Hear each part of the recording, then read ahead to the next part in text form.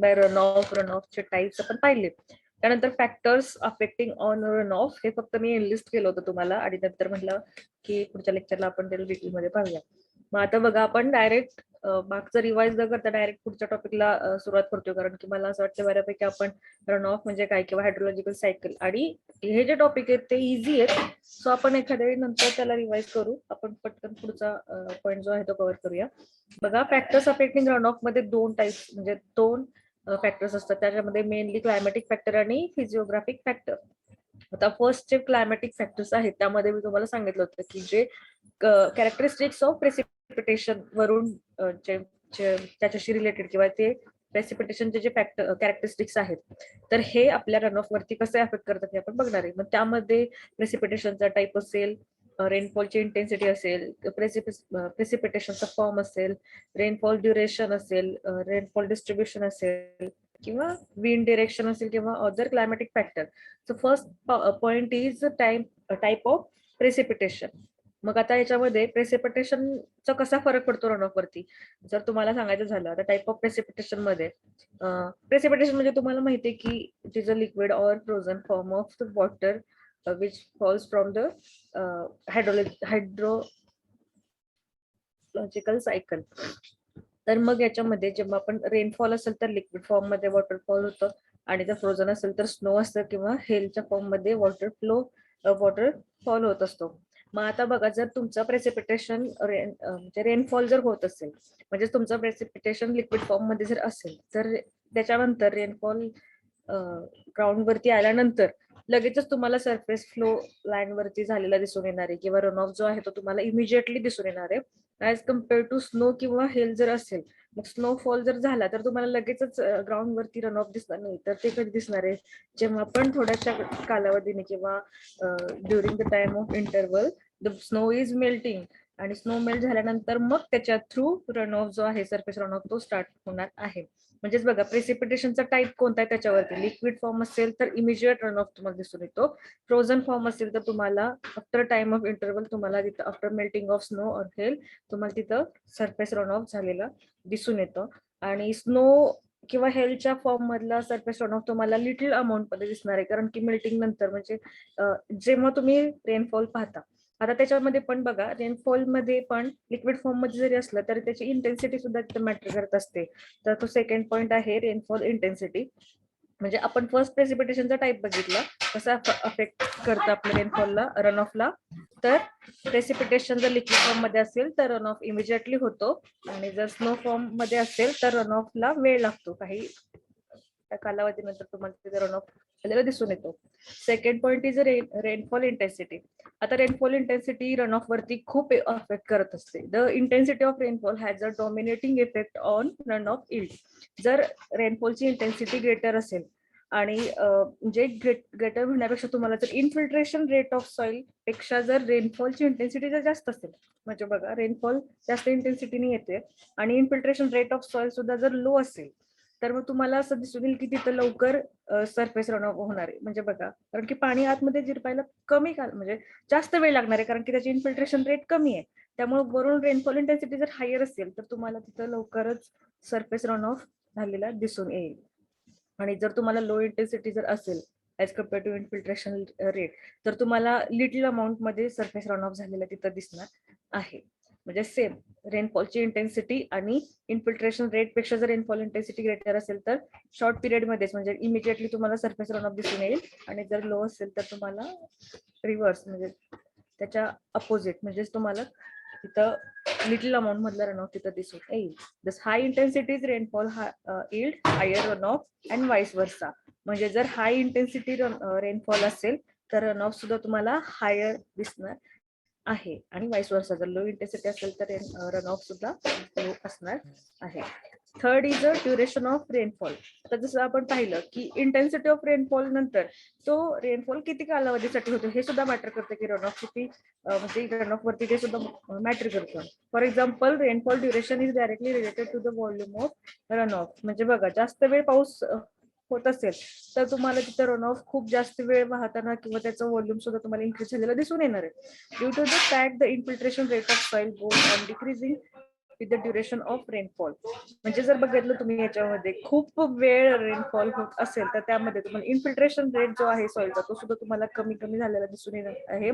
Till it attends a constant rate, म्हणजे जोपर्यंत तुम्हाला इन्फिल्ट्रेशन रेट कॉन्स्टंटली भेटत नाही. आता बघा ड्युरेशन म्हणजे काही म्हणजे टाइम ऑफ इंटरव्हल असतो रेनफॉलचा, आणि त्या कालावधीमध्ये इन्फिल्ट्रेशन रेट सुद्धा डिफरंट असणार. मग जोपर्यंत ते कॉन्स्टंट रेट पर्यंत येत नाही तोपर्यंत तिथं इन्फिल्ट्रेशन रेट तुम्हाला कमी झालेलं दिसून येईल. As a result of this, even a mild intensity rainfall lasting for longer duration may yield a considerable amount of runoff. जर माइल्ड इंटेन्सिटी मधला जरी रेनफॉल असला पण जर तो खूप कालावधीसाठी चालू आहे म्हणजे लॉंगर ड्युरेशन साठी, तर तुम्हाला तिथे कन्सिडरेबल रन ऑफ दिसू शकतो, रन ऑफ झालेला तुम्हाला दिसू शकतो. आता समजा इंटेन्सिटी स्लो आहे, इंटेन्सिटी पण लो आहे, आणि पाऊस खूप लो इंटेन्सिटीनी पडला आणि एकदम शॉर्ट पिरियड साठी एकदम थोड्या कालावधीसाठी पडला, तर तुम्हाला तिथे लगेचच रन ऑफ लगेचच पाणी वाहतंय असं दिसत नाही.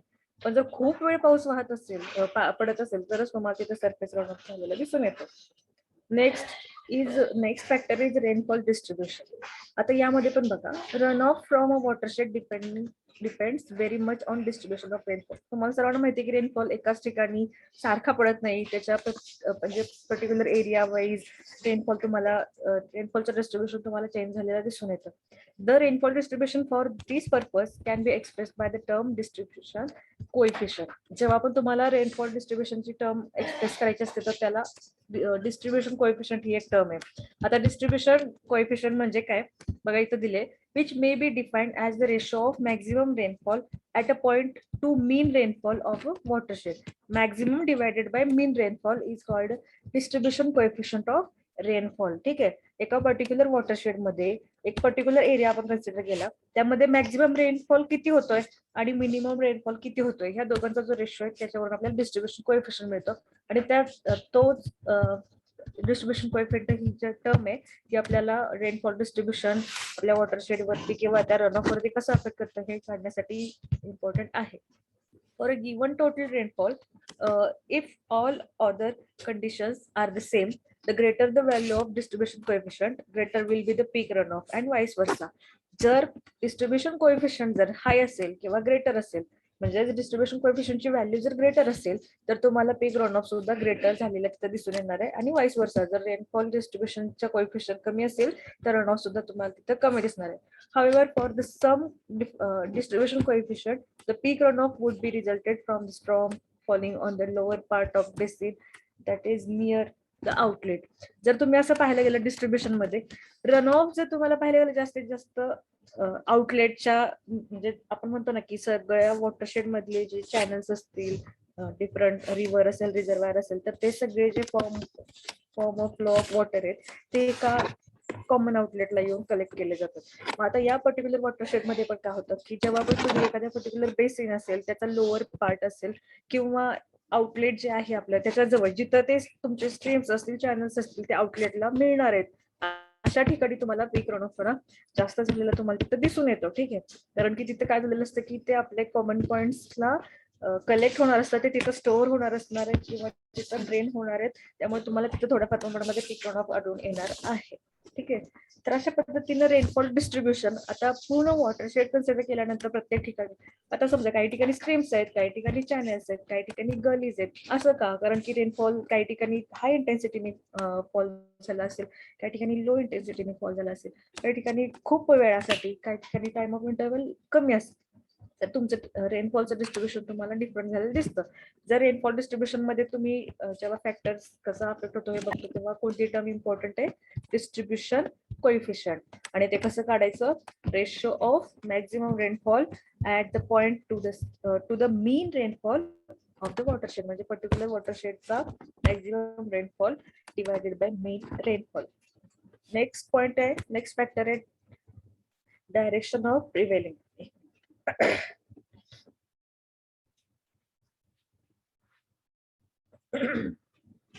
डायरेक्शन ऑफ प्रिव्हेलिंग म्हणजे तुमचं जे विंडचा फ्लो आहे त्याची डायरेक्शन. ठीक आहे, the direction prevailing wind affect greatly the runoff flow.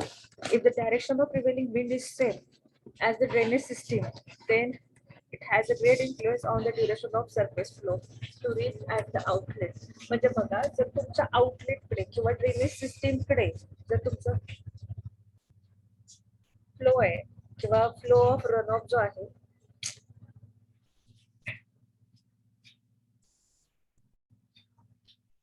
तुमचा जो फ्लो ऑफ रन ऑफ आहे त्याची डिरेक्शन म्हणजे तुमच्या ड्रेनेज सिस्टीमच्या डिरेक्शनला जर तुमची विंड पण फ्लो होत असेल त्याच डिरेक्शनला तर तुम्हाला रन ऑफ तिथं किंवा त्याचं इन्फ्लुएन्स जास्त प्रमाणामध्ये झालेलं दिसून येतो. म्हणजे बघा जर एखाद्या वेळी वारा सेम डिरेक्शनला जर वाहत असेल किंवा समजा स्लोप डिरेक्शनला वाहत असेल तर तुम्हाला पीक रन ऑफ शॉर्टर पिरियडसाठी दिसून येणार कारण की त्याच दिशेने जर फ्लो होत असेल तर प्रत्येक रन ऑफ पण त्या दिशेने आउटलेटकडे जाऊन कलेक्ट होणार आहे.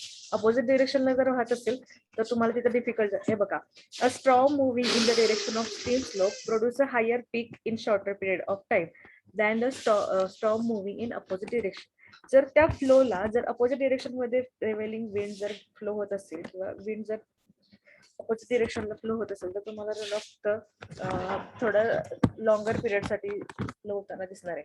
आणि जर सेम डिरेक्शन मध्ये जर फ्लो होत असेल तर तुम्हाला शॉर्टर पिरियड मध्ये तुमच्या आउटलेट पर्यंत पोहोचायला हेल्प होणार आहे. अशा पद्धतीने जे तुमचे विंडचे डिरेक्शन आहे ते सुद्धा अफेक्ट करते तुमच्या रन ऑफ वरती. की शॉर्टर पिरियड मध्ये जाणारे हायर पीक लोअर पीक हे सर्व त्या विंडच्या डिरेक्शन वरती अफेक्ट करतात. ते 6 इज अदर क्लायमॅटिक फॅक्टर. आता हे महत्वाचे 5 फॅक्टर आपण बघितले म्हणजे बघा त्याच्यामध्ये टाइप ऑफ प्रेसिपिटेशन पाहिलं. आठवते का तुम्हाला? सांगा बघू काय काय. मी आता तुम्हाला काय काय सांगितलं. टाइप ऑफ प्रेसिपिटेशन सांगितलं, रेनफॉल इंटेन्सिटी सांगितलं, त्याच्यानंतर आता हा पॉइंट आहे तुमच्या विंडचे डिरेक्शन आहे, त्याच्यानंतर रेनफॉलचं डिस्ट्रीब्युशन आणि ड्युरेशन, त्यानंतर अदर क्लायमॅटिक फॅक्टर मध्ये temperature, wind velocity, relative humidity, annual rainfall हे फॅक्टर सुद्धा अफेक्ट करतात रन ऑफ वरती. म्हणजे तुमच्या त्या पर्टिक्युलर वॉटर शेडचं टेम्परेचर किती आहे, तिथं विंड वेलोसिटी कशी आहे, रिलेटिव्ह ह्युमिडिटी किती आहे, अॅन्युअल रेनफॉल तिथं किती होतो, हे सर्व तुमच्या वॉटरशेड एरियावरती अफेक्ट करतं. And the run of is affected accordingly. म्हणजेच ह्या सर्व क्लायमॅटिक फॅक्टर्स वरती तुमचा वॉटरशेड मधला रन ऑफ किंवा जे काही वॉटर लॉसेस असतील तर हे सर्व फॅक्टर्स या सर्व फॅक्टर्स वरती अफेक्ट करतात. If the losses are more the run off will be less and vice versa. जर तुम्हाला या फॅक्टर्समुळे जर वॉटर लॉस जास्त प्रमाणामध्ये झालेला दिसेल तर तुम्हाला तिथं लक्षात येईल की run off will be less and vice versa. म्हणजे जर लॉस कमी असेल तर तुम्हाला रन ऑफ जास्त झालेला दिसेल. त्यानंतरचे फॅक्टर्स आहेत फिजिओग्राफिक फॅक्टर. आता याच्यामध्ये पर्टिक्युलर वॉटरशेडचे कॅरेक्टरिस्टिक्स असतात. जेव्हा आपण क्लायमॅटिक फॅक्टर्स बघितले त्यामध्ये प्रेसिपिटेशनच्या कॅरेक्टरिस्टिक्स वरती डिपेंड होतं आणि त्या फिजिओग्राफिक फॅक्टर मध्ये काय होतं की वॉटरशेडचे जे कॅरेक्टरिस्टिक्स आहेत त्यावरती. आता फिजिओग्राफिक फॅक्टर्स मध्ये बघा size of watershed, shape of watershed, slope of watershed, orientation, land use, soil moisture, soil type, topographic characteristics and त्याच्यामध्ये फर्स्ट जे आहे साइज ऑफ वॉटरशेड. तुम्हाला डिफरंट टाइप्स सांगितले त्या टाइप्स मध्ये पण साइज ऑफ वॉटरशेड लार्ज असेल, स्मॉल असेल, मीडियम असेल. आता बघा regarding the size of watershed if all other factors including depth and intensity of rainfall are being same then to watershed irrespective of their size will produce about the same amount of runoff. आता तुम्ही जर size बघितला एखाद्या वॉटरशेडची size large असेल, एखाद्या वॉटरशेडची size small असेल. Large watershed जर असेल तर तुम्हाला ड्रेनेजसाठी किंवा ड्रेनिंग रन ऑफचं ड्रेनिंग प्रॉपरली होण्यासाठी लॉंगर टाइम लागणार आहे ऍज कम्पेअर टू स्मॉल किंवा मीडियम वॉटरशेड. म्हणजे समजा तुम्ही आता फॅन टाईप किंवा शेप मध्ये गेल्यानंतर जरी समजा इलॉंगेटेड टाईप असेल किंवा जर टाईप असेल तर आपण पाहिलं होतं की जर तुमचे वॉटरशेड लार्ज असेल तर त्याच्यामध्ये ड्रेनिंग होण्यासाठी ड्युरेशन ऑफ टाइम इन्क्रीज झालेलं तुम्हाला दिसून येणार आहे. तसंच जर स्मॉलर असेल तर त्यामध्ये तुम्हाला ड्रेनिंग ऑफ रन ऑफ कमी टाइम मध्ये किंवा काय म्हणू शकतो आपण त्याला कमी टाइम मध्ये किंवा ड्युरेशन ऑफ टाइम तुम्हाला लेस तिथे दिसून येणार आहे. म्हणजे साइज ऑफ वॉटरशेड वरून तुम्हाला ड्रेनेज सिस्टीम पर्यंत वॉटर फ्लो किंवा run of time of duration तुम्हाला तिथं अफेक्ट झालेलं दिसून येईल. नंतर Shape of watershed. Shape of watershed has a greater effect on runoff. The watershed shape is generally expressed by the term of form factor.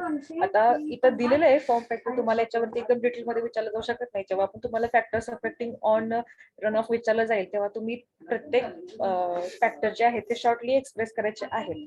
म्हणजे तुम्हाला detail मध्ये factors चा फॉर्म्युला वगैरे दिलाच पाहिजे असं काही नाहीये.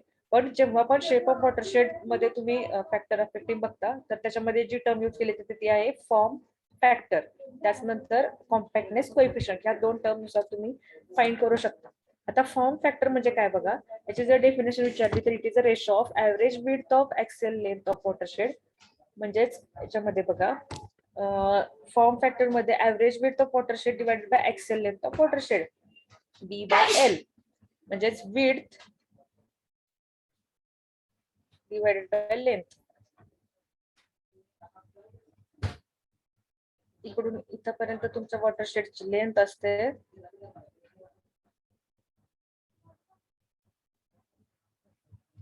आणि इकडे विड्थ.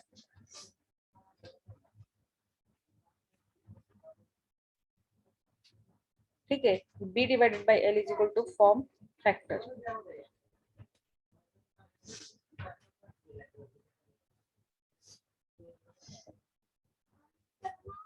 म्हणजे लक्षात आलं का, average width divided by average length of watershed. L is the axial length of watershed and B is the width of watershed.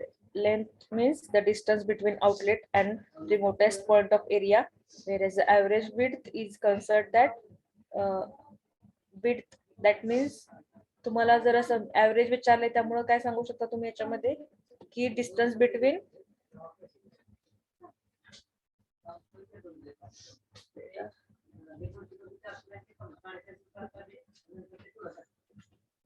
बघा, आता जेव्हा फॉर्म फॅक्टर तुम्ही सांगताय तेव्हा विड्थचा ऍव्हरेज डिवाइडेड बाय लेंथचा ऍव्हरेज आहे. तर त्याच्यामध्ये बघा आता फॉर्म फॅक्टर तुम्ही सांगू शकता की तुमचा जो काही रन ऑफ आहे तो कशा पद्धतीने त्याच्यावरती अफेक्ट करतो. म्हणजेच आता आपण कोणता पॉईंट बघतो आलं का लक्षात, शेप ऑफ वॉटरशेडला एक्सप्रेस करण्यासाठी फॉर्म फॅक्टर आणि कॉम्पॅक्टनेस कोएफिशियंट आपण कन्सिडर करतोय. फॉर्म फॅक्टर म्हणजे ratio of average width divided by average length किंवा ऍक्सियल लेंथ. त्याच्यानंतर दुसरा जो पॉइंट आहे तो आहे compactness coefficient. Compactness coefficient of watershed is a ratio of perimeter of watershed to the circumference of a circle whose area of watershed is expressed as. म्हणजे जेव्हा पण तुम्ही एखादा वॉटरशेड एक्सप्रेस करता किंवा वॉटरशेड एरिया जो आहे तर त्या वॉटरशेडचं perimeter divided by circumference of a circle whose area is equal to the watershed. म्हणजे असा सर्कलचा सर्कम्फरन्स ज्याचा एरिया वॉटरशेडशी इक्वल असणार आहे. तर त्याच्यामध्ये जर फॉर्म्युलामध्ये जर त्याला एक्सप्रेस करायचं असेल तर P divided by 2 under root pi a. A is the area of watershed, P is the perimeter of watershed. pi ची व्हॅल्यू तुम्हाला माहिती आहे 3.14. एवढं तुम्हाला एवढं एक्सप्रेस तिथे केलं पाहिजे असं काही नाहीये. म्हणजे एकाच पॉईंट बद्दल एवढं लिहिलं पाहिजे असं काही नाही. पण तुम्ही हे दोन पॉईंट तर व्यवस्थित लिहिले पाहिजे की हे कशा कोणत्या टर्म मध्ये फाइंड केले जातात, फॉर्म फॅक्टर आणि कॉम्पॅक्टनेस कोएफिशियंट. बघा, regarding the watershed shape, there are two type of watershed shapes are commonly assumed, in which one is fan shape and other is fern shape. The fan shape watershed tends to produce higher peak rate of runoff very early than the fern shape, due to the fact that in former one all parts of watershed contribute the runoff to outlet simultaneously comparatively in little period of time than a fern shape watershed. आपण तुम्हाला last time पण सांगितलं होतं, fern shape म्हणलं की elongated आणि fan shape म्हणलं की सर्क्युलर. आणि तुम्हाला टाइम ऑफ कॉन्सन्ट्रेशनचं पण सांगितलं होतं त्याच्यामध्ये बघा. म्हणजे याच्यामध्ये काय होणार आहे, तुम्हाला पीक रन ऑफ लॉंगर पिरियड साठी दिसणार आहे आणि इकडे पीक रन ऑफ शॉर्टर पिरियड साठी दिसणार आहे तुम्हाला. त्याच पद्धतीने फॅन शेप मध्ये तुम्हाला हायर पीक रेट दिसणार आहे आणि अर्ली म्हणजे शॉर्टर पिरियड मध्ये तुम्हाला आउटलेट पर्यंत ड्रेनेज झालेलं दिसून येणार आहे. आणि फर्न हे फर्न आहे, ठीक आहे, फर्न शेप, आणि हे फॅन शेप आहे.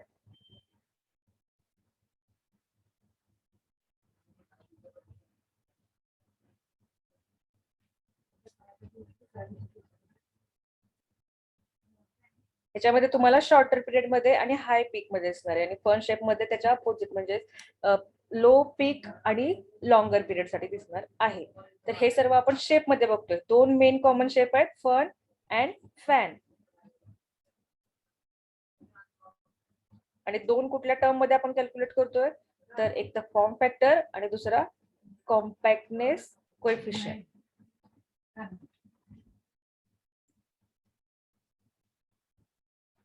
नंतरचा फॅक्टर आहे स्लोप ऑफ वॉटरशेड. स्लोपचा आपण पाहतोय. स्लोप पण आपल्या खूप मॅटर करतं रन ऑफ साठी. ठीक आहे, म्हणजेच आपल्याला माहिती आहे की स्टीप स्लोप जर असेल तर तुम्हाला रन ऑफ तिथं हायर पीक मध्ये दिसणार आहे. बघा, it controls the time of overland flow and time of concentration of rainfall in the drainage channel, which provide a cumulative effect on resulting peak runoff. For example, in case of slopy watershed, the time to reach the flow at outlet is less because the greater runoff velocity and which result into formation of peak runoff very soon and vice versa. जर slope तिथं जास्त असेल, steep slope जर असेल किंवा sloppy watershed area असेल, तर तिथं तुमचा रन ऑफ जो आहे तो हाय इंटेन्सिटी मध्ये किंवा हाय वेलोसिटी मध्ये आउटलेट पर्यंत जाऊन पोहोचणार आहे. म्हणजे तिथं एकतर कॉन्सन्ट्रेशन ऑफ टाइम कमी असणार आहे, ग्रेटर रन ऑफ वेलोसिटी असणार आहे, म्हणजे रन ऑफची वेलोसिटी हाय असणार आहे आणि त्यामुळे टाइम सुद्धा तुम्हाला तिथं कमी लागणार आहे आउटलेट पर्यंत पोहोचायला. आणि तसं जर तुम्ही दुसऱ्या पद्धतीने म्हणजे स्लोप जर कमी असेल, लेवल्ड वॉटरशेड असेल, तर तुमचा रन ऑफ आउटलेट पर्यंत पोहोचायला जास्त टाइम घेणार आहे. Time of concentration is higher आणि तिथं रन ऑफची वेलोसिटी सुद्धा तुम्हाला कमी दिसणार आहे. हे झालं slope of watershed. Slope of वॉटरशेडचा कसा रन ऑफ वरती इफेक्ट पडतो कळालं. नंतर आहे orientation of watershed. This factor affect the evaporation and transpiration losses from the area by making influence on the amount of heat to be received from the sun. जेव्हा आपण आता orientation of watershed बघा, south डिरेक्शनला किंवा south ओरिएंटेशनला असेल किंवा north ओरिएंटेशनला असेल, बघा, the north और south orientation of watershed affects the time of melting of collected snow. आता याच्यामध्ये प्रेसिपिटेशनचा फॉर्म आला स्नो.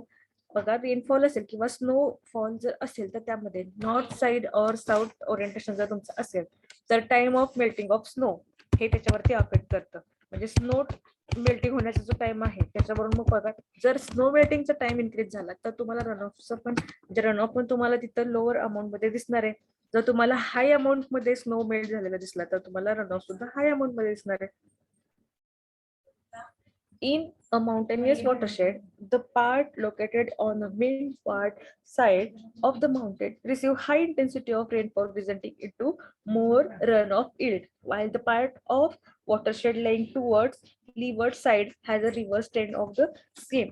आता जेव्हा तुम्हाला नॉर्थ ओरिएंटेशन आणि साऊथ ओरिएंटेशन मध्ये आपण स्नो मेल्टिंग पाहिलं, त्याच पद्धतीनं माउंटेनियस वॉटरशेड जर असेल तर त्यामध्ये सुद्धा जर तुम्हाला विंड वॉर्ड साइड असेल तर त्यामध्ये तुम्हाला हाय इंटेन्सिटी मध्ये रेनफॉल झालेला दिसून येणार आहे आणि त्याच पद्धतीने मोर रन ऑफ झालेला दिसून येणार आहे. आणि जर विंड जर लिवर्ड साइडने फ्लो होत असेल तर तुम्हाला रिव्हर्स कंडिशन दिसणार आहेत, म्हणजे रेनफॉल इंटेन्सिटी लो आणि रन ऑफ सुद्धा तुम्हाला तिथं लो दिसणार आहे.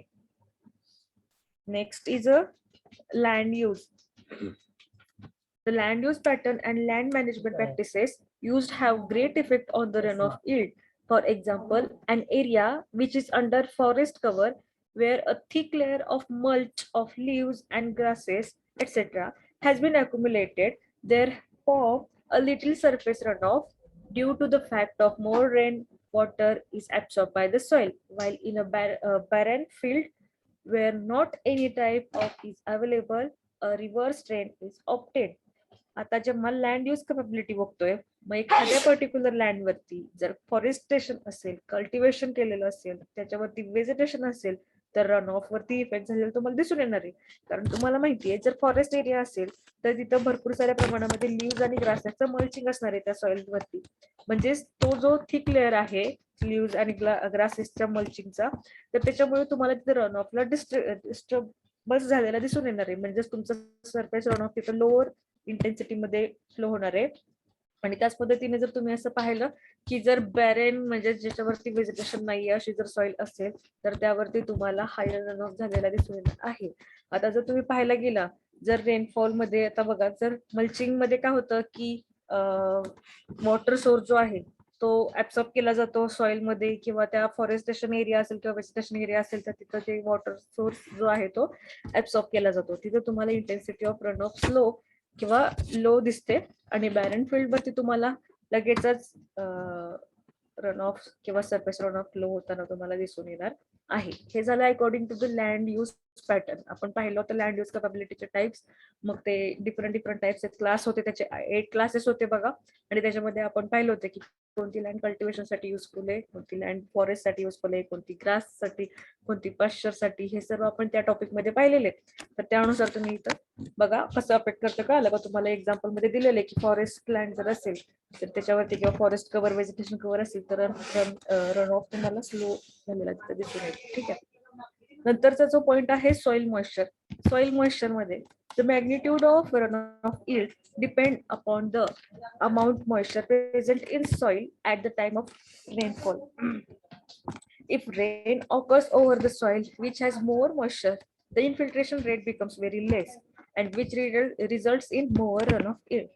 सॉइल मॉइश्चर कसा अफेक्ट करतो. जर तुमच्या सॉइल वरती ऑलरेडी मॉइश्चर कंटेंट असेल तर त्याचा इन्फिल्ट्रेशन रेट लो झालेला दिसेल तुम्हाला, आणि वरून जे काही रेनफॉल झालेला आहे त्याच्या थ्रू जे काही वॉटर फॉल झालेलं आहे आपल्या सरफेस वरती, तर ते सॉइल जेवढे मॉइश्चर त्याच्यामध्ये आहे आणि जेवढे पोर्स त्याच्यामध्ये शिल्लक असतील तेवढंच मॉइश्चर काय करणार आहे, गेन करणार आहे. पण बाकीचा जो उरलेला रन ऑफ आहे तो फ्लो होणार आहे. म्हणजेच तुम्हाला इन्फिल्ट्रेशन रेट, जर सॉइल मॉइश्चर हाय असेल तर तिथं तुम्हाला इन्फिल्ट्रेशन रेट कमी झालेला दिसतो, आणि त्याच्यामुळे तुम्हाला रन ऑफ मोर झालेला दिसतो.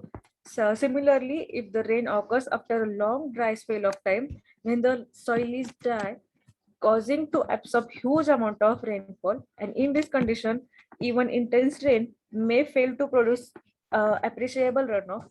But on the other hand, if the rain occurs in close succession as in rainy season, runoff yield has reverse effect.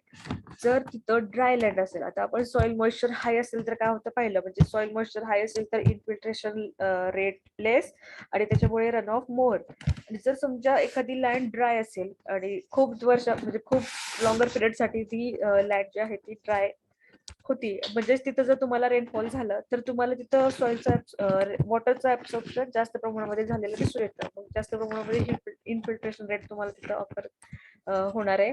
आणि त्याच पद्धतीने मग तुम्हाला सरफेस रन ऑफ तिथं तुम्हाला लोअर अमाऊंट मध्ये किंवा लोअर यील्ड दिसणार आहे रन ऑफचं. ठीक आहे. म्हणजे सॉइल मॉइश्चर हाय असेल तर रन ऑफ मोर आहे, आणि जर सॉइल मॉइश्चर कमी असेल तर रन ऑफ तुम्हाला लोअर दिसून येणार आहे. Next is the soil type.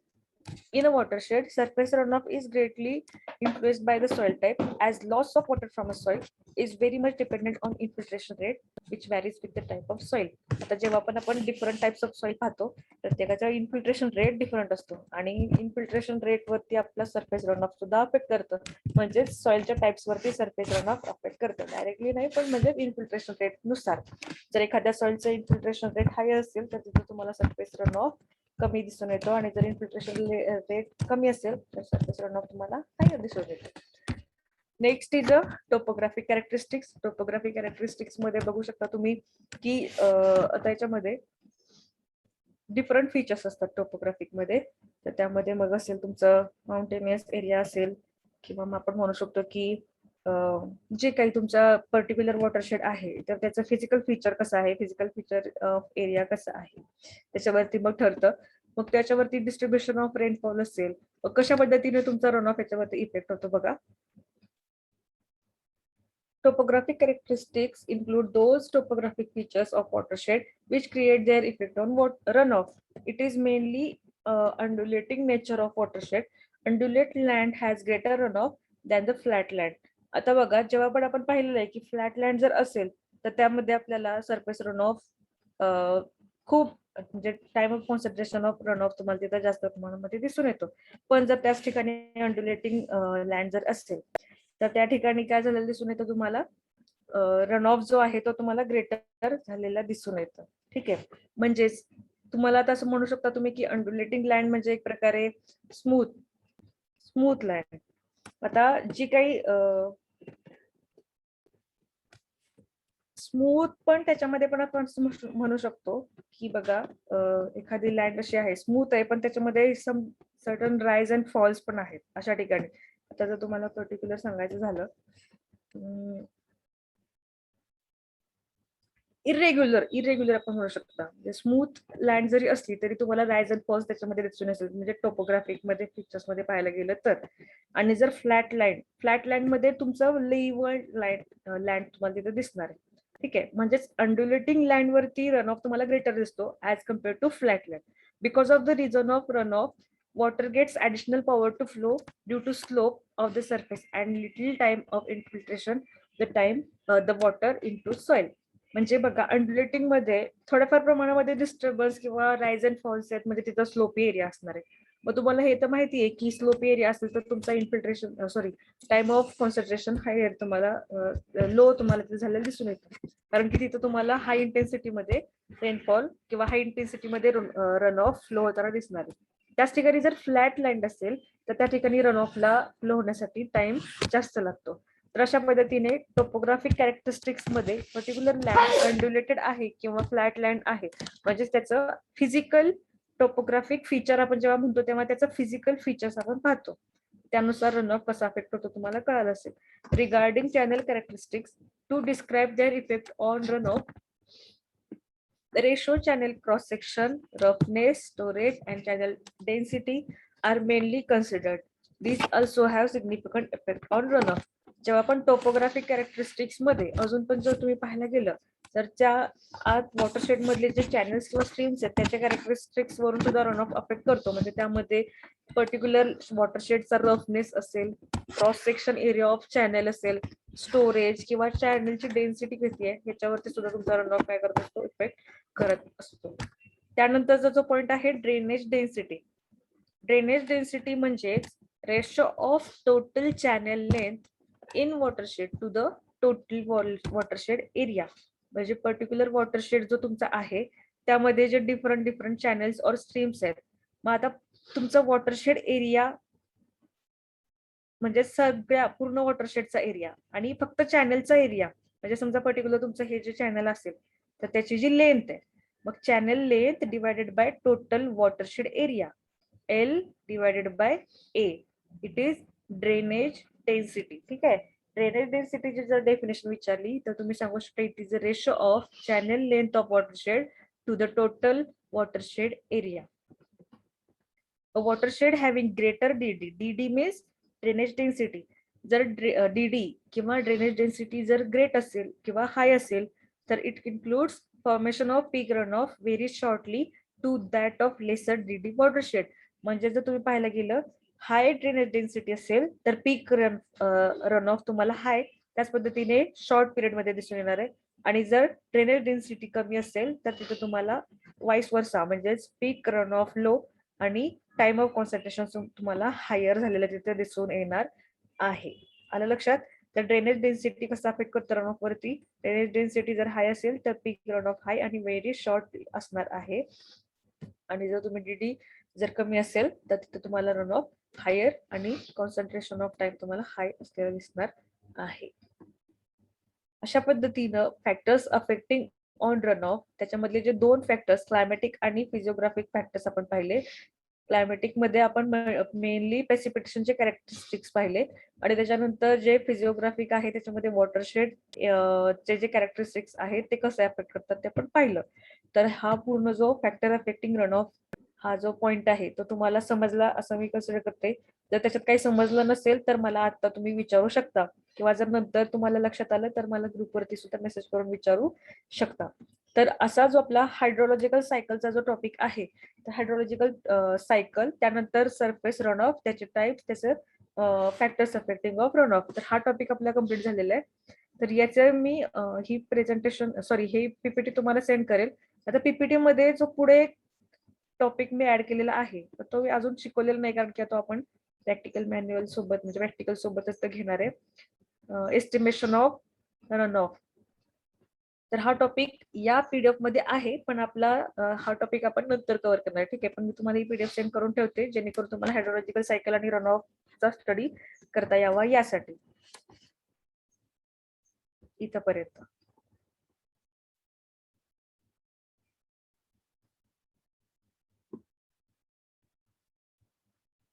तर हा जो आपला हायड्रोलॉजिकल सायकलचा टॉपिक आहे तो झालेला आहे कम्प्लीट. त्यानंतर आता आपण ह्या टॉपिक मध्ये तुम्हाला काही डाऊट आहे का आत्ता विचारू शकाल असं?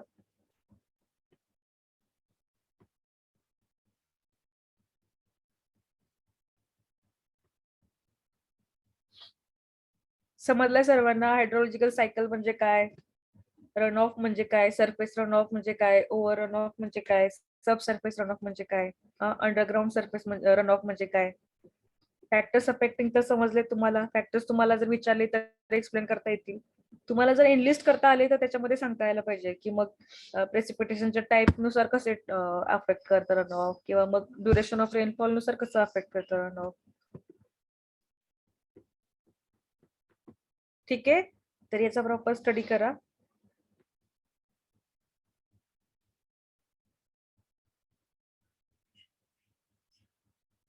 त्यानंतर आपण आपल्याकडे अजून टाइम आहे, अजून हाफ अवर आहे, तर आपण नेक्स्ट टॉपिक, पुढचा टॉपिक एक आपण घेतोय.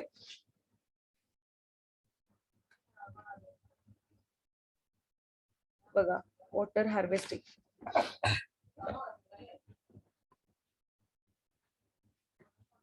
तुमच्या ग्रुपवरती तुम्ही पाहू शकता सिलेबस कॉपी चे फोटो तुम्हाला दिलेले आहेत, तर त्यानुसार तुम्ही सिलेबस आपला चेक करू शकता. आता हा जो टॉपिक आहे वॉटर हार्वेस्टिंग आणि वॉटर हार्वेस्टिंगचे टाइप्स आपण आज बघणार आहे. 11 नंबरचा चॅप्टर आहे वॉटर हार्वेस्टिंग. आता वॉटर हार्वेस्टिंग म्हणजेच काय नेमकं केलं जातं, तर बघा, it is a process of accumulating and storing rain water for on site use instead of allowing it run.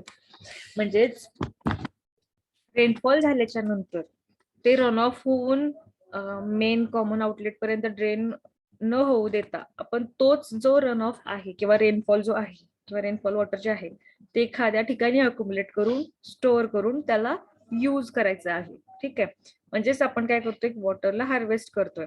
बघा, तुम्हाला हार्वेस्ट ही जर टर्म पाहिजे असेल, मेनली आपण आता तुम्ही ऍग्रिकल्चरशी रिलेटेड तुम्ही पाहिलं असेल, म्हणजे एक प्रकारे ऍग्रिकल्चर मध्ये क्रॉपला जेव्हा आपण प्रॉपरली गॅदर करतोय तर त्यालाच आपण म्हणतो ना हार्वेस्टिंग, म्हणजे आपण जे कापणी करतो, म्हणजे process of harvest, process of gathering of crop, त्याला आपण म्हणतो की हार्वेस्टिंग. पण आता वॉटर हार्वेस्टिंग आपण करणार आहे, म्हणजेच काय करणार आहे, एक प्रकारे रेनफॉल थ्रू जे वॉटर आपल्याला अवेलेबल होणार आहे तर त्याचं अक्युमुलेशन करून, कलेक्शन करून किंवा स्टोरिंग करून आपण त्याला यूज करणार आहे. म्हणजेच रन ऑफ होऊ द्यायचं नाहीये त्याला, आपण तोच रेनफॉल जो आहे तो स्टोअर करून यूज करणार आहे.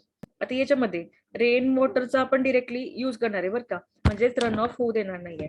Rainwater provides an independent and free water supply that offers several way the water can be used. म्हणजे आता जेव्हा आपण वॉटर हार्वेस्टिंग ही टर्म आपण पाहतोय, मेन मोटो काय आपल्याला कलेक्शन करायचं रेनफॉलचं किंवा रेन वॉटरचं कलेक्शन करायचं, स्टोरेज करायचंय. मग आता याच्यामध्ये जेव्हा आपण पाहतो रेनफॉल किंवा रेन वॉटरचं डिस्ट्रीब्युशन असेल किंवा त्याचा जो प्रॉपर वॉटर सप्लाय असेल तो तुम्हाला डिफरंट, प्रत्येक ठिकाणी तुम्हाला डिफरंट अमाऊंट मध्ये दिसणार आहे, किंवा रेनफॉलचं डिस्ट्रीब्युशन डिफरंट आहे किंवा त्याची इंटेन्सिटी डिफरंट आहे, आणि मग त्यानुसार आपण वॉटर कलेक्शन कशा पद्धतीने करायचं त्याचे डिफरंट वेज आहेत. म्हणजे आपण कोणते कोणते फॉर्म्स त्याच्यामध्ये युज करू शकतो ते तुम्हाला खाली पाहायचे. आता बघा, जेव्हा आपण रेन वॉटर हार्वेस्टिंग करतो, जर तुम्हाला एक बेसिक सांगायचं झालं तर पन्हाळी हा शब्द जर तुम्ही ऐकला असेल बघा, म्हणजेच आपला जो रूफ आहे, म्हणजे आपला घराच्या वरती पन्हाळे असतात बघा, जर तुम्ही कोकणातले घर पाहिले असतील तर तिथं पन्हाळे असतात. मग ते रूफ वरून तिथं सर्टन आपल्याला पाईपलाईन कलेक्ट करून किंवा काही प्रमाणामध्ये डीप पिट्स तिथं फॉर्म केले जातात, आणि मग म्हणजे जर पन्हाळ्याचं जे पाणी आहे ते काय केलं जातं, घराशेजारी टँक असतो किंवा तिथं काही पिट्स म्हणजे खड्डे खणलेले असतात आणि त्याच्यामध्ये डिरेक्टली ते रूफवरचं जे वॉटर आहे ते त्याच्यामध्ये स्टोअर केलं जातं किंवा कलेक्ट केलं जातं. आता बघा, टँक असेल तर तुम्हाला इझिली तिथं कलेक्ट करता येतं. पिट्स जर असतील तर त्यामध्ये, किंवा वेल्स जर असतील तर काही प्रमाणामध्ये वॉटर इन्फिल्ट्रेशन रेट थ्रू आतमध्ये ऍब्सॉर्ब केलं जातं, पण तेच वॉटर तुम्ही परत पंपच्या सहाय्याने काय करू शकता की लिफ्ट अप करून त्याला युज करू शकता. म्हणजेच रेन वॉटर हार्वेस्टिंग मध्ये जेव्हा आपण पाहतो कलेक्टिंग द रेन वॉटर और कलेक्टिंग द रेन ड्रॉप्स, मग त्याच्यामध्ये ही टर्म मेन तुम्हाला समजली. मग जेव्हा आपण पाहतोय की एखाद्या रूफ वरती रूप वरती येणारं जे वॉटर सोर्स आहे किंवा रेनफॉल म्हणजे पाऊस होतो त्यावेळी पावसाचं जे पाणी आहे ते घरावरून वाहत असतं किंवा घरातले जे काही आपण म्हणू शकतो की रूफ जे आहे किंवा छत, तर जर समजा त्याच्यावरून फ्लो झालेलं जे वॉटर आहे ते आपण एखाद्या pit मध्ये कलेक्ट करू शकतो, स्टोअर करू शकतो. बघा इथं दिलेले रूफ वरचं जे वॉटर आहे ते redirected to the deep pit, त्यामध्ये वेल असेल, शेफ्ट असेल, बोरवेल असेल, टँक असेल, ते जे काही तुम्ही ऍक्विफायर्स जे काही तुमच्या घरा शेजारी बनवले असतील तर त्या पद्धतीने तुम्ही तिथं त्याच्यामध्ये स्टोअर करू शकता.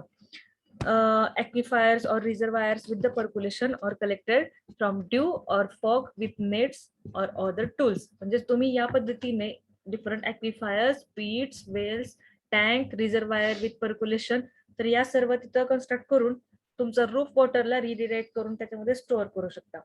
And it uses include water for garden, livestock, irrigation, domestic use with proper treatment, indoor heating for houses etcetera. म्हणजेच या पद्धतीने तुम्ही रेन वॉटर हार्वेस्ट केल्यानंतर किंवा एका प्रमाणे तुम्ही त्याला स्टोअर केल्यानंतर गार्डनिंगसाठी, लाईव्हस्टॉकसाठी, इरिगेशनसाठी, डोमेस्टिक पर्पजसाठी तुम्ही त्या वॉटरला यूज करू शकता. The harvested water can be also be used as a drinking water, longer term storage and for other purpose such as ground water recharge. आता या वॉटर सोर्स मध्ये रेन वॉटर जे आहे ते तुम्हाला ड्रिंकिंग वॉटर म्हणून पण यूज करू शकता तुम्ही. काही ठिकाणी तुम्हाला जर तिथे वाटत असेल की प्युरिफिकेशनची गरज आहे तर तुम्ही तिथे प्युरिफाय ऍड करून त्याला ड्रिंकिंग वॉटर म्हणून यूज करू शकता. काही ठिकाणी तुम्ही त्याला लॉंग टर्म साठी स्टोअर करून ठेवू शकता.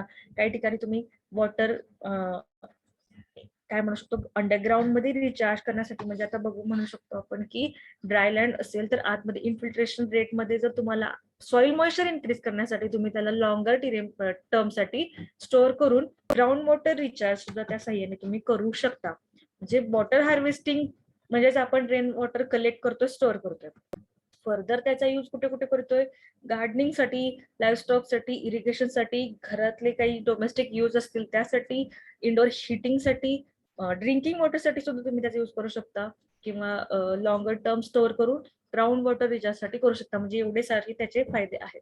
बघा एखाद्या वेळी आपण म्हणू शकतो की प्रत्येक वेळी नदीवरती पाणी आणायला जाण्यापेक्षा जर तुम्ही पावसाचं पाणी जर अशा पद्धतीने साठवून ठेवलं, वॉटर हार्वेस्ट केलं, रेन वॉटर हार्वेस्ट जर केलं तर तुम्हाला तो सोर्स तुमच्या घरातल्या काही काही कामांसाठी युजफुल राहणार आहे. Rain water harvesting is one of the simplest and oldest method of self supply of water for household, usually financed by the user. म्हणजे हा एक प्रकारचा वॉटर सप्लाय झाला. म्हणजे ते एक प्रकारे सिम्पलेस्ट आणि ओल्डेस्ट मेथड आहे. एक सिम्पल आहे बघा, तुमचं जे काही रेनफॉल तुमच्या छतावरती किंवा रूफवरती फॉल होणार आहे तर तेच जे आहे त्या पन्हाळ्या थ्रू तुम्ही कलेक्ट करणार आहे. म्हणजे डायरेक्ट रेनफॉल किंवा रेन वॉटर तुम्ही कलेक्ट करताय.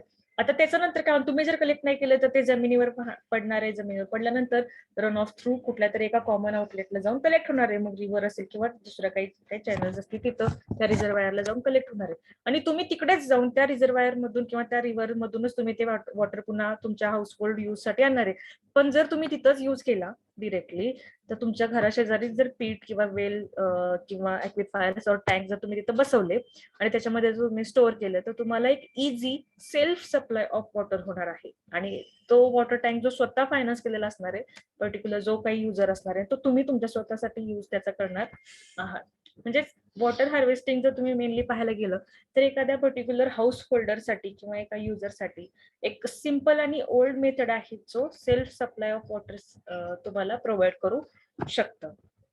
जेव्हा आपण आता वॉटर हार्वेस्टिंग ही टर्म आपण बघतोय, वॉटर हार्वेस्टिंग मध्ये मेनली रेन वॉटरचं हार्वेस्टिंग आपण करतोय. ठीक आहे, आता रेन वॉटर हार्वेस्टिंगचे ऍडव्हान्टेजेस काय आहेत बघा. तुम्हाला मगाशी तर सांगितले की त्याचे कशा पद्धतीने युजेस केले जातात, म्हणजे स्टोअर केल्यानंतर आपण किती ठिकाणी त्याचा यूज करू शकतो. आता ऍडव्हान्टेजेस ऑफ वॉटरशेड मध्ये, ऍग्रिकल्चर मध्ये तुम्ही कशा पद्धतीने याचा यूज करू शकता. वॉटर हार्वेस्टिंगचे डिफरंट मेथड्स आहेत. मग आता हे पन्हाळ्यावरून किंवा रूफ वॉटर जे आहे, रूफवरचे जे रेन वॉटर फॉल्स होणार आहे ते सुद्धा तुम्ही स्टोअर केलं. पण आणखी पण काही ऑप्शन्स आहेत ते तुम्हाला पुढं त्या टाइप्स मध्ये, वॉटरशेडच्या टाइप्स मध्ये, वॉटर हार्वेस्टिंगच्या टाइप्स मध्ये तुम्हाला समजणार आहेत. लाईक पॉन्ड्स असतील, लेक्स असतील, एक्सेट्रा. पण आता पहिले आपण बघतो की advantages of water harvesting. Agriculture मध्ये काय होतं, in regards to urban agriculture, rain water harvesting in urban areas reduce the impact of run off and flooding. Urban agriculture मध्ये जर पाहायला गेलं तर बघा, त्याच्यामध्ये तुम्हाला एकतर लेवल लँड, त्याच्यामध्ये बिल्डिंग्स वगैरे एक्सेट्रा जास्त तुम्हाला तिथं झालेलं दिसून येतं. आणि तुम्हाला सांगितलं होतं की अर्बन एरियामध्ये जर तुम्ही पाहिलं तर रन ऑफ तिथं इझिली ड्रेन होत नाही आणि त्यामुळे फ्लडिंगचे प्रॉब्लेम्स तुम्हाला अर्बन एरियामध्ये झालेले दिसून येतात. मग हाच जर प्रॉब्लेम तुम्हाला टाळायचा असेल तर रेनफॉल झाल्याच्या नंतर तुम्ही ते रेन वॉटर हार्वेस्ट करून जर ठेवलं तर या फ्लडिंगच्या आणि रन ऑफचा जो इम्पॅक्ट आहे त्याला तुम्ही रिड्यूस करू शकता. The technology is available, however, needs to be remodeled in order to use water more efficiently, especially in an urban city. मग अशाच पद्धतीने जर तुम्ही हा रन ऑफ आणि हे जे फ्लडिंग जर तुम्ही रिड्यूस केलं आणि त्याच पद्धतीने वॉटर हार्वेस्ट केलं तर हार्वेस्ट केलेलं जे वॉटर आहे ते अर्बन एरियामध्ये रिमॉडेल करून यूज करण्यासाठी तुम्हाला एक इफिशियंट वॉटर सोर्स अवेलेबल होणार आहे. बघा, capture and storage of rain water run off for later use is available to significantly. एकतर तुम्हाला स्टोर आणि कलेक्ट करून ठेवल्यामुळे नंतरच तुम्हाला जर लेटर यूज असेल, लगेचच इमिजिएट यूज करायचं नाही, पण स्टोअर केलेलं वॉटर तुम्ही नंतर सुद्धा यूज करू शकता, तर तुम्हाला सिग्निफिकंटली ते वॉटर लेटर यूज साठी युजफुल राहणार आहे. Reduce the risk of losing some or all of the years harvest because of soil and water scarcity. म्हणजे जर तुम्ही पाहायला गेलं एका सर्टन पिरियड साठीच आपल्याला रेनफॉल झालेला दिसून येतो आणि आपल्याला होल इयर साठी तुम्हाला ते वॉटर सोर्स जो आहे तो यूज करायचा असतो. मग अशाच पद्धतीने जर तुम्ही पाहायला गेलं तर एक आपण असं म्हणू शकतो की आपल्याला पूर्ण इयर साठी जे काही आपण वॉटर हार्वेस्टिंग साठी जे काही अप्लिकेशन्स करत असतो, मग त्या ठिकाणी असतील बोरवेल्स असतील तर त्या पद्धतीने जे काही मग त्यामुळे होणारे सॉइल आणि वॉटर स्कॅरिसिटी, म्हणजे समजा पूर्ण वर्षभरासाठी पाण्याचं म्हणजे आपण म्हणू शकतो की पाऊस गेल्यानंतर परत पाण्याची टंचाई दिसून येते तुम्हाला, तर ती तर दिसून येणार नाही कारण की रेन वॉटर जे आहे ते तुम्ही ऑलरेडी स्टोअर करून ठेवलेलं असणार आहे. The risk associated with flooding and soil erosion during high rainfall seasons would decreases. अशा अर्बन सिटिंगमध्ये किंवा अर्बन एरियामध्ये जे काही फ्लडिंगचा प्रॉब्लेम आहे आणि त्या फ्लडिंगमुळे होणारं सॉइल इरोजन आहे ते सुद्धा इथं कमी होणार आहे, कारण की ते हाय इंटेन्सिटी मधलं रेनफॉल जरी असेल तर तुम्ही त्याला काय करून ठेवणार आहे, स्टोअर करून ठेवणार आहे, करून ठेवणार आहे, म्हणजे फ्लडिंग होणार नाही, सॉइल इरोजन होणार नाही. Small farmers, specially those farming on hill side, could benefit the most from rainwater harvesting because they are able to capture runoff and decrease the effect of soil erosion. एखादं small farmers जर असतील तर त्यांच्यामध्ये hill area मधले जे farmers असतील त्यांच्या तिकडच्या ऍग्रिकल्चरसाठी किंवा त्यांच्या त्या फील्डसाठी तुम्ही या पद्धतीने रनऑफ कलेक्ट करून किंवा runoff harvest rain water harvest करून त्याचा यूज तुम्ही त्या स्मॉल फार्मरच्या ऍग्रिकल्चर लँड साठी करू शकता. आणि एक तर तुम्हाला तिथं जर हिल एरियामध्ये होणारं सॉइल इरोजन जे आहे ते सुद्धा तुम्ही तिथं कमी करू शकता. मग आता तुम्हाला जर मी एक्झाम्पल सांगायचं झालं तर कंटूर फार्मिंग किंवा स्ट्रीप फार्मिंग जर तुम्ही पाहिलं असेल तर तिथं आपण काय करतोय, ते वॉटर ते तिथं स्टोअर करतोय किंवा त्याला आपण काय म्हणतो की सॉइल आणि वॉटरचं कन्झर्वेशन करण्यासाठी आपण तिथं ते बर्न्स फॉर्म करतोय. म्हणजे एक प्रकारे तिथं त्या वॉटरला तिथंच ट्रॅप करून ते वॉटर त्या ऍग्रिकल्चर लँडसाठी युज करतोय. म्हणजे तिथं काय झालं, वॉटरचं हार्वेस्टिंग केलं गेलं आणि त्याचाच यूज त्या ऍग्रिकल्चर लँडसाठी केला गेला. मेनली हिल साइड मध्ये सुद्धा असे स्मॉलर फार्मर्स जर असतील तर ते त्यांच्या पर्टिक्युलर ऍग्रिकल्चरल लँड साठी वॉटर हार्वेस्टिंग करून त्यांच्या लँडचा यील्ड ग्रोथ करू शकतात. Rain water harvesting as a cheap and reliable source of clean water.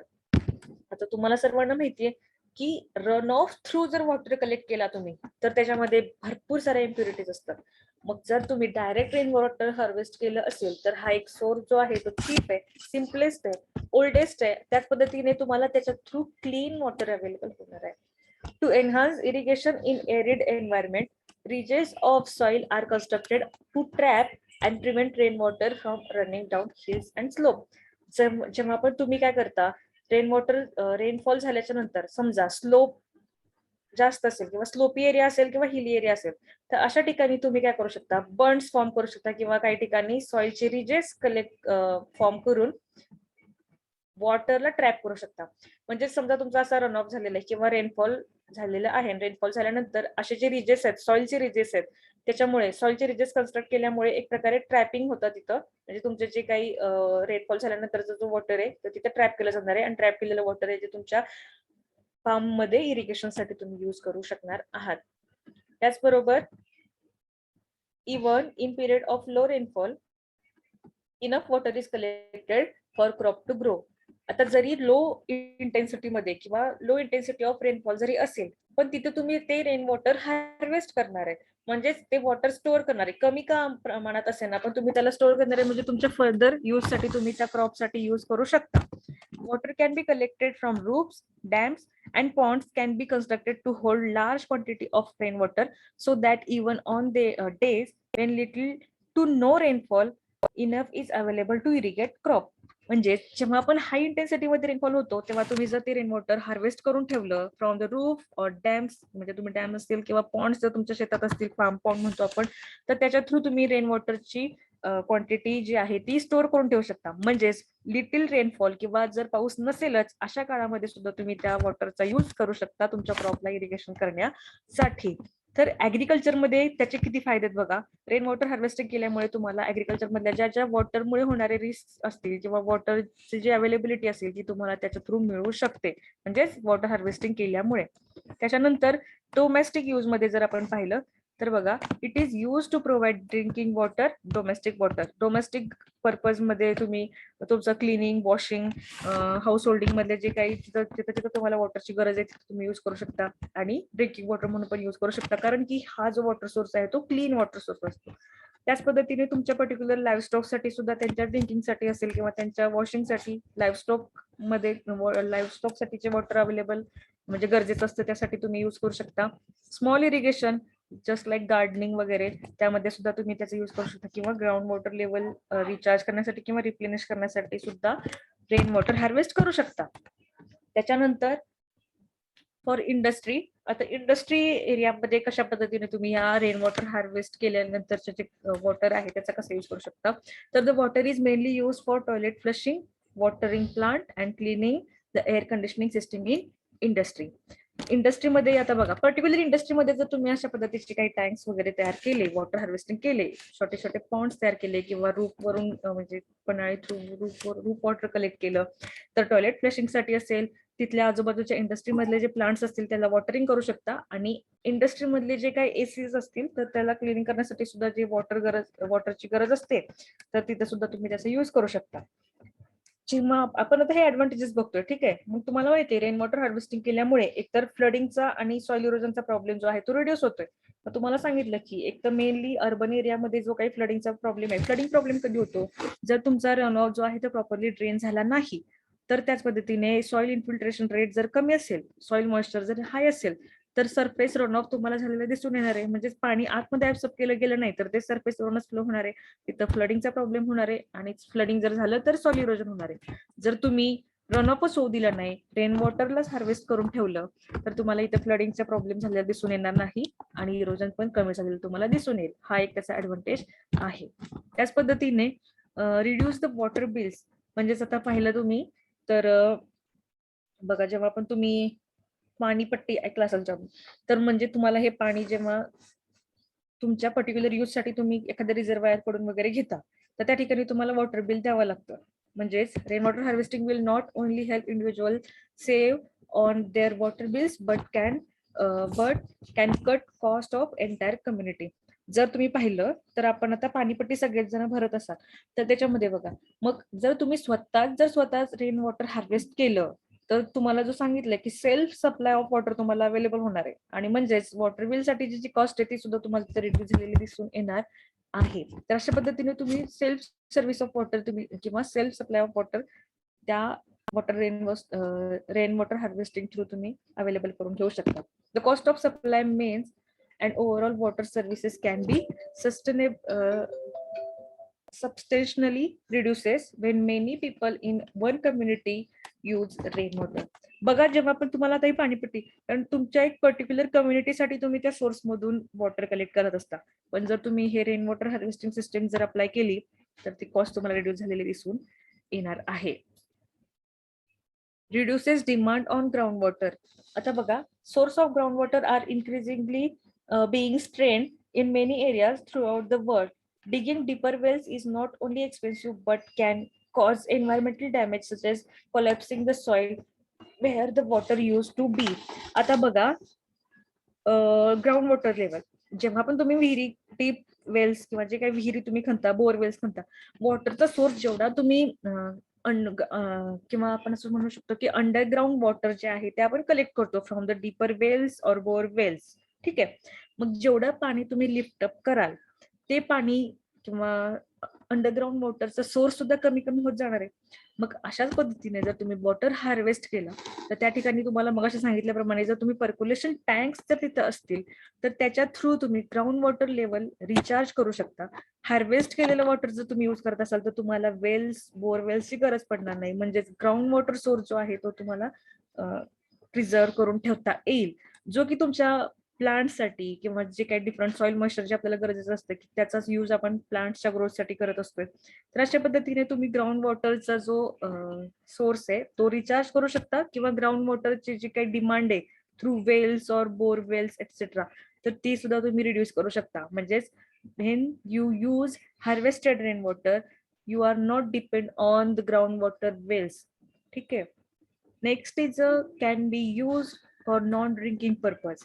हे जे काही रेन वॉटर हार्वेस्ट केलेलं आहे ते तुम्ही ड्रिंकिंग साठी तसेच नॉन ड्रिंकिंग पर्पज साठी सुद्धा युज करू शकता. मेनली तर नॉन ड्रिंकिंग पर्पज साठीच युज करता. ऍग्रिकल्चरल असेल, इंडस्ट्रियल असेल किंवा डोमेस्टिक पर्पज साठी असेल.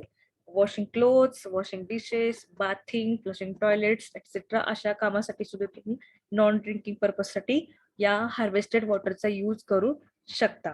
त्याच पद्धतीने आपलं गार्डनिंग असेल, व्हेकल वॉश करायचे असतील, पेट्स न वॉश करायचं असेल, लाईव्ह स्टॉक साठी असेल, हाऊसच क्लीन करायचं असेल तर त्या ठिकाणी सुद्धा अशा पद्धतीने तुम्ही वॉटर यूज करू शकता. त्याच पद्धतीने कॅन इम्प्रूव्ह प्लांट ग्रोथ. म्हणजेच तुम्हाला जे गार्डनिंग सांगितलं तर आता अशा पद्धतीने जर तुम्ही वॉटर हार्वेस्ट करत असाल तर या पद्धतीने तुम्ही गार्डनिंग साठी या वॉटरचा यूज करू शकता. हार्वेस्ट केलेलं जे रेन वॉटर आहे ते तुम्हाला एक प्रकारे काय म्हणू शकतो की फ्री फ्रॉम पोल्युटंट किंवा क्लीन वॉटर तुम्हाला अवेलेबल होतं. म्हणजेच आता तुम्ही पाहू शकता की हे क्लीन वॉटर तुम्ही तुमच्या गार्डनिंगसाठी किंवा प्लांटसाठी जर यूज केलं तर तुमच्या प्लांटची ग्रोथ पण चांगल्या पद्धतीने होणार आहे. रेन वॉटर जे असतं तर त्याच्यामध्ये क्लोरीन नसतं. म्हणजेच the rain is also free from chlorination. आणि त्याच पद्धतीने अशा पद्धतीने काही पोल्युटंट नाहीत, काही कॉन्टॅमिनंट्स नाहीत, काही क्लोरिनेशन नाही. त्या पद्धतीने असे जे क्लीन वॉटर तुम्ही जर यूज केला, क्लीन अँड हेल्दी वॉटर तुमच्या प्लांटला युजफुल राहणार आहे. तर अशा पद्धतीने तुम्ही प्लांट ग्रोथ साठी सुद्धा म्हणजे तुमच्या प्लांटची ग्रोथ इम्प्रूव्ह करण्यासाठी सुद्धा रेन वॉटर किंवा हार्वेस्टेड रेन वॉटर यूज करू शकता. While regular maintenance is required, simple collection system can be constructed that most people can easily build and maintain. Rainwater harvesting and storage can be incorporated in both rural and urban areas and provides many benefits to individual communities and the environment. आता तुम्हाला advantages तर समजलेत. आता त्याच्यानंतर आपण पुढे types बघणार आहे. Rain water हार्वेस्टिंगचे जर एवढे सारे ऍडव्हान्टेजेस असतील तर तुम्हाला अशा पद्धतीचे सिंपल कलेक्शन सिस्टीम्स कन्स्ट्रक्ट करायला काही अवघड नाहीये. एकतर याचं जर मेंटेनन्स तुम्ही पाहायला गेलं, एक प्रॉपर मेंटेनन्सची किंवा रेग्युलर मेंटेनन्सची गरज तर याला आहेच. पण त्याच पद्धतीने हे जे कन्स्ट्रक्शन आहेत ते इझी आहेत बिल्डअप करण्यासाठी आणि त्याचा मेंटेनन्स पण एवढा टफ नाहीये. मेंटेनन्स सुद्धा त्याचा इझी आहे. मग अशा पद्धतीने रेन वॉटर हार्वेस्ट करण्यासाठी आपण डिफरंट टाइप्सचे कलेक्शन सिस्टीम्स कन्स्ट्रक्ट करू शकतो. आता ते कोणते कोणते ते आपण पुढे पाहणार आहे. आता तुम्हाला समजलं असेल की what is mean by harvesting आणि हार्वेस्टिंगचे ऍडव्हान्टेजेस काय आहेत आणि कुठं कुठं त्याचा यूज आपण करू शकतो. त्याच्यानंतर there are many ways of harvesting water. All these methods basically fall under 3 main categories. आता मी तुम्हाला सांगितलं की ज्या पद्धतीने वॉटर हार्वेस्ट आपल्याला करायचं आहे त्यासाठी डिफरंट वेज आहेत. एक तर surface water collection, ground water collection और augmentation of ground water recharge. या 3 वेनी तुम्ही वॉटर हार्वेस्ट करू शकता. म्हणजेच तुमच्या नावातच लक्षात येईल की सरफेस वॉटर कलेक्शन जे आहे ते तुम्हाला यूज करता येते. ग्राउंड वॉटर कलेक्शन म्हणजे तुम्ही ग्राउंड वॉटरचं कलेक्शन जर केलं, ग्राउंड वॉटर मध्ये जर स्टोअर करत असाल तर तुमच्या प्लांटसाठी युजफुल राहणार आहे. आणि augmentation of ground water recharge also helpful for plant growth. आता बघा, जेव्हा पण आपण वॉटर हार्वेस्टिंगचे टाइप्स बघतोय किंवा सिस्टम्स बघतोय तर त्यामध्ये सर्वात इम्पॉर्टंट मगापासून मी तुम्हाला सांगते तसं रूफ टॉप हार्वेस्टिंग सिस्टीम. आपण आता बघतोय रेन वॉटर हार्वेस्टिंग सिस्टीमचे टाइप्स. त्याच्यामधला फर्स्ट कॉमन टाइप जो आहे तो आहे रूफ टॉप हार्वेस्टिंग सिस्टीम. म्हणजेच तुम्हाला मगाशी सांगितल्याप्रमाणे पन्हाळी हा मराठी शब्द त्याला यूज करतो आपण. Rain water may be harvested in areas having rainfall of considerably intensity spread over larger part of year. समजा आता मी कोकणचं तुम्हाला उदाहरण दिलं होतं. हायर इंटेन्सिटी ऑफ रेनफॉल कोकणामध्ये असते आणि जास्त कालावधीसाठी सुद्धा तिथे रेनफॉल होत असतो. मग अशा पद्धतीने तुम्हाला तिथे एकतर हायर रेनफॉल इंटेन्सिटी अवेलेबल होतीये, खूप कालावधीसाठी अवेलेबल होतीये, तर मग ते पाणी वाया जाऊ देण्यापेक्षा तुम्ही त्याला हार्वेस्ट केलं पाहिजे. This is an ideal solution of water problem where there is an inadequate ground water supply and surface sources are either lacking or insignificant. Rainwater is bacteriological pure, free from organic matter and soft in nature. आता तुम्हाला मगाशी सांगितल्याप्रमाणे हे water एक प्रकारे clean water, pure water, कोणताही कॉन्टॅमिनंट्स नाही, कोणताही पोल्युटंट नाही, अशा पद्धतीचं रेन वॉटर, प्युअर वॉटर जर तुम्ही स्टोअर करून ठेवलं तर हे खूप बेनिफिशियल आणि सिग्निफिकंट राहणार आहे. ज्या ठिकाणी ग्राउंड वॉटर सप्लाय किंवा ग्राउंड वॉटर जर इनएडिक्वेट असेल, पुरेशा प्रमाणामध्ये ग्राउंड वॉटर अवेलेबल नसेल, तर अशा ठिकाणी सुद्धा तुम्ही रूफ टॉप हार्वेस्टिंग सिस्टीम वापरून वॉटर स्टोअर करून ठेवू शकता. रूफ टॉप हार्वेस्टिंग सिस्टीम मध्ये बघा, in this system only roof top is a catchment. यामध्ये आपण पूर्णपणे रूफ टॉपलाच कॅचमेंट एरिया कन्सिडर करतोय, कारण की रूफ टॉप वरून फ्लो होणारं वॉटर आपण कलेक्ट करणार आहे, बाकीचं नाही, फक्त roof top is a catchment. The roofing should be of galvanised iron sheet aluminium. आता याच्यामध्ये जर पाहायला गेलं तर एकतर स्लोपी रूफ्स असले पाहिजेत, ते पण गॅल्वनाइज्ड आयर्न शीट किंवा अल्युमिनियम पासून बनलेले रूफ असले पाहिजेत. For collection of water a drain is provided, म्हणजेच एक प्रकारे तुम्ही त्याला गटर असं म्हणू शकता. आय थिंक पन्हाळी हा जो आपण टर्म वापरतो तेच गटर तिला इंग्लिशमध्ये म्हटलं जातं. A drain is provided gutter along the edge of roof. इकडं इमेज मध्ये बघा, कलेक्शन एरिया म्हणजेच तुमचे हे जे काही गॅल्वनाइज्ड आयर्न शीट्स तुम्हाला दाखवलेले किंवा अल्युमिनियमचे शीट्स, त्यानंतर जे पाणी या स्लोप एरियावरून फ्लो होणार आहे आणि ते गटर मध्ये कलेक्ट केलं जाणार आहे. ठीक आहे, इथं गटर दिसते का. त्यानंतर it is fixed with a gentle slope towards down pipe. ही पण जी गटरची पाईप आहे ती सुद्धा एक जेंटल स्लोप मध्ये डाऊनवर्ड साईडला स्लोप मध्ये प्लेस केलेलं असते. म्हणजेच कसं, जो वॉटरफॉल होणार आहे गटर मध्ये, तर ते काय केलं जाणार आहे, ती इनक्लाइन गटर मधून वॉटर खाली टँककडे फ्लो होणार आहे, म्हणजे ग्रॅव्हिटेशनल फोर्स नुसार. This may be made up of GI म्हणजेच गॅल्वनाइज्ड आयर्न शीट. म्हणजेच हे गटर सुद्धा गॅल्वनाइज्ड आयर्न शीट पासून बनलेलं असतं. काही प्रमाणामध्ये वुडन किंवा बांबूचा युज केलेले सुद्धा गटर्स किंवा पन्हाळे आपण तिथे युज करू शकता. तुम्ही जर इमेजेस सर्च केले कोकणातल्या पन्हाळ्याचे घर जर पाहिले तुम्ही, तर तुमच्या लक्षात येईल कशा पद्धतीने तिथं हे पन्हाळेच बनवलेले असतात. आणि मग तुम्हाला जे काही लोकल अवेलेबल मटेरियल असेल त्याच्यापासून तुम्ही हे बनवायचे आहेत गटर्स तुमच्या प्रत्येक घरा, म्हणजे जे काही रूफ सिस्टम असेल त्याच्या below. The down pipe should be at least 100 meter diameter and be provided with 20 mesh wire screen at the inlet to prevent dry leaves and other debris from entering it. आता हे जे gutter इथं दिसतंय तुम्हाला, ते सुद्धा 100 mm च्या डायमीटरचं असलं पाहिजे. म्हणजे असे त्याचे डायमीटर जर स्मॉल असतील तर तिथं कलेक्शन कसं होणार ना. जास्त कलेक्शन जर व्हायचं असेल तर तुम्हाला 100 mm च्या डायमीटरचे गटर्स तिथं तयार करायचे आहेत आणि मग त्याच्यावरती 20 मेश वायर स्क्रीन प्रोव्हाइड करायचे.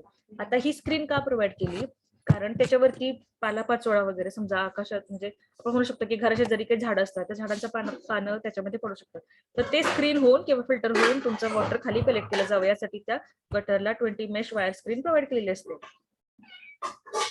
During the period of no rain, dust, bird droppings etcetera. म्हणजे जर तुम्ही आता ह्याच्यामध्ये पाहिलं की त्याच्यामध्ये बघा लीव्ज असतील, बाकीचे काही डेब्रिज, मग त्याच्यामध्ये पाऊस नसतो पडत, म्हणजे ज्यावेळी पाऊस नसतो त्यावेळी त्या गटरमध्ये मग डस्ट अक्युमुलेट होते किंवा काही ठिकाणी तिथं बर्ड ड्रॉपिंग सुद्धा त्याच्यामध्ये झालेलं तुम्हाला दिसून येतं, जी की त्या अक्युमुलेट झालं असेल.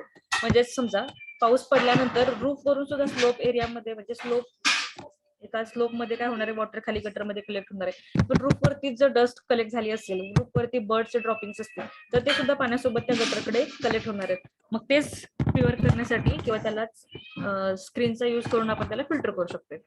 These are washed off with the first rain and enter the storage tank to the contaminated water.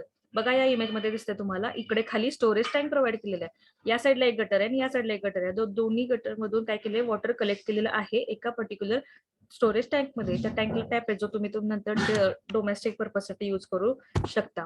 त्याच पद्धतीने बघा इकडे एक मेन कलेक्शन एरिया तुम्हाला दिसतो. मग या कलेक्शन एरियामध्ये आता समजा तुमचे जे काय आपण म्हणतो टेरेस एरियामध्ये जे वॉटर कलेक्ट होतं, तर त्यासाठी अशा पद्धतीचे कंड्युक्टर प्रोव्हाइड केलेले आहेत. मग त्या ठिकाणचं सुद्धा वॉटर जे आहे ते कलेक्ट करून एखाद्या पर्क्युलेशन टँक मध्ये प्रोव्हाइड केलं जातं किंवा स्टोअर केलं जातं. आणि मग नंतर तेच वॉटर जे आहे ते तुमच्या वेलमध्ये, आता ही तुम्हाला वेल जी दिसते तर त्यामध्ये ग्राउंड वॉटर रिचार्जसाठी सुद्धा तुम्ही त्याचा युज करू शकता. म्हणजे पर्टिक्युलर एखाद्या फार्मरचं जर हाऊस तुम्ही कन्सिडर केलं तर या पद्धतीने तुम्ही त्या रेन वॉटरचं हार्वेस्टिंग करून हे जे स्टोरेज टँक दिसते त्याचं वॉटर तुम्ही तुमच्या डोमेस्टिक पर्पजसाठी करू शकता, म्हणजे मग ड्रिंकिंग पर्पज असेल किंवा अदर. आणि मग इकडे जे दिसते तुम्हाला ग्राउंड वॉटर रिचार्जसाठी केलेले, म्हणजे टेरेसवरून जे पाणी इथं कलेक्ट केलेलं आहे conduct through percolation tank percolation tank कडून वेलकडे प्रोव्हाइड केलेलं दिसून तुम्हाला येईल. तर अशा पद्धतीने rain water harvesting, roof rain water harvesting system तुम्हाला दिसून येऊ शकते. आता हे तुम्हाला जसं हाऊस सिस्टम दाखवली आहे, म्हणजे विलेज मधले जे काही घर असतील अशा पद्धतीनं इथं बघा हे अर्बन मध्ये. आता समजा एखाद्याची बिल्डिंग असेल तर त्यामध्ये कशी तुम्ही हार्वेस्टिंग करू शकता. मग तुमच्या टेरेस एरियामध्ये कलेक्ट झालेले जे वॉटर आहे तुम्हाला मग असे दाखवल्याप्रमाणे कंड्युक्ट, म्हणजे बघा इथं पाईप्स प्रोव्हाइड केलेले असतात, म्हणजे कलेक्ट झालेलं वॉटर त्या पाईप थ्रू काय केलं जातं, खाली कलेक्ट केलं जातं. बघा मग टँककडे पाईप प्रोव्हाइड केली जाते, रेन वॉटर इथं कलेक्ट झालेलं आहे ते या पाईप थ्रू कलेक्ट केलं जातं. मग इथं काय केलंय, पंप प्रोव्हाइड केलं जेणेकरून तेच वॉटर तुम्हाला परत आतमध्ये युज करण्यासाठी, लिफ्ट अप करण्यासाठी तुम्हाला पंप प्रोव्हाइड केले दिसून येतील. किंवा हे जे वॉटर आहे या टँक मध्ये कलेक्ट करून पंप अप करून तुमचा जो रेग्युलर टँक आहे, जे आपल्या छतावरती असतात बघा रेग्युलर टँक, त्याच्यामध्ये जाऊन तुम्हाला ते फिलअप करून रियूज तुम्ही करू शकता. अशा पद्धतीने rain water harvest, roof rain water harvesting system तुम्ही अप्लाय करू शकता. बाकीचे अजून टाइप्स जे आहेत ते आपण पुढच्या लेक्चरला घेऊया. रेन वॉटर हार्वेस्टिंगचे डिफरंट टाइप्स आहेत अजून, कशा पद्धतीचे वेल्स असतात, पॉन्ड्स असतात, खादी एक्सेट्रा, डॅम्स असतात. ठीक आहे, हे सगळं आपण पुढच्या लेक्चरला बघणार आहे. आज फक्त आपलं एकच टाइप झाला, roof rain water harvesting system. Video on करा पटपट.